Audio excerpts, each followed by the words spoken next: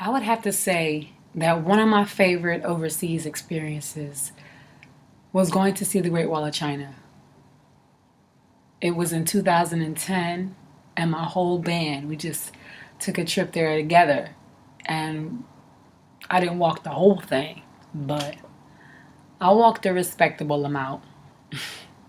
There was people that was actually sitting at different points on the Great Wall where they were selling some touristic kind of things. Like one guy was selling these little antique looking plaques that he would engrave your name in that said, I am Phoenix and I walked the Great Wall, something like that. Then there would be somebody else, maybe a little while down the wall or up the wall, that was taking pictures of you and your friends while you were walking up, or selling water, doing something for their little side hustle. But it was pretty amazing, to be a part of that and to read about the history of that. It was very old, and very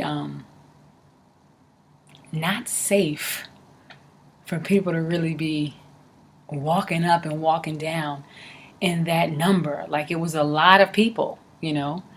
And even some people with babies and strollers, which was really weird. But nevertheless, people was doing it. Some of the stairs were like this big, and some of them was just this big and this wide. So you couldn't go up there with shoes on. You would have to really be paying attention to your feet, and there were like windows in it. So you could sit in a window and take a picture, but it was beautiful. And the really cool thing about it was that they had like built or like a little roller coaster, a baby roller coaster to kind of go down it, just in case you didn't want to walk. So that was funny. I got on it, obviously. But yeah, I think that was one of the most fun, interesting, and exciting things that I've done while being on the road. And I think it was really cool because it was with my band. We did it together as a team. And we've also seen the Forbidden City there as well. But I think above all the places I've been, the Great Wall was the coolest. One of the worst experiences that I've had while performing overseas. See this look on my face? That's how I felt about what I'm about to say to you. I was on a gig in Malaysia working at a 5-star hotel. And see, that's the thing about some of these 5-star hotel gigs that you get. You're not always allowed as the performers to enjoy those 5-star amenities. So in this particular gig, we were staying in a hotel that was about a 10-minute walk away from the hotel we worked at. It wasn't 5-star. It wasn't like lavish or anything luxurious. It was just like, this is where you squat kind of thing. But right in the entryway to that apartment, right in front of the lobby, was this like prostitution meeting point.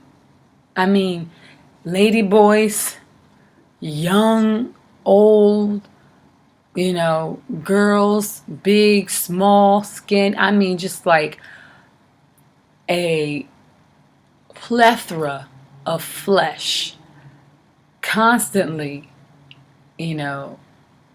selling themselves, asking women, asking men, asking anybody who walked by if they wanted their services.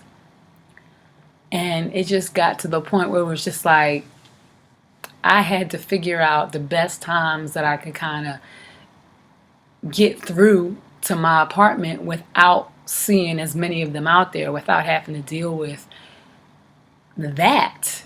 You come home from work and you're tired or whatever, 2, 3 o'clock in the morning, and the first thing you see is men striking deals or women striking deals with, people passing by, negotiating prices. Then there was a female that was kind of like a pimp of all of them. And like, as a woman, now listen, some of the guys in my band, they was enjoying, you know, They was enjoying the flesh. But me, I'm like, I want to be somewhere where I feel like it's safe. And, you don't want to have to deal with people that you work with bringing these girls upstairs. And that was another issue too, So that was probably one of the worst experiences, because one of the reasons why you do these gigs and you don't take a big pay sometimes is because you get a chance to experience the perks that come with it, which is usually hotel stay, food for free, 5-star food, using the pool or the gym, spa, stuff like that, room service, laundry service. And if you don't have access to those things, then you really start counting the dollars and start looking at where else you're staying and start looking at everything else and adding it up, unfortunately. So yeah, that was my worst experience overseas.